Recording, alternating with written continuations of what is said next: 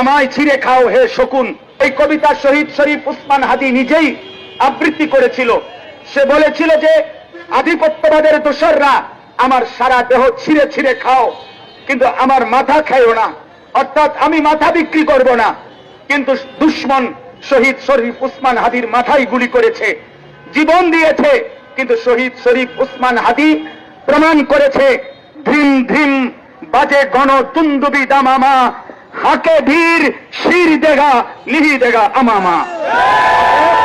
আজকে ইনশাআল্লাহ এই জমিনে আমরাও আল্লাহর কসম করে বলি, 18 কোটি জনগণের পবিত্র শিরায় 1 ফোঁটা রক্ত থাকতে আমার মাতৃভূমির 1 ইঞ্চি জমিন ভারতের বেঈমান তোরা নিতে পারবি না।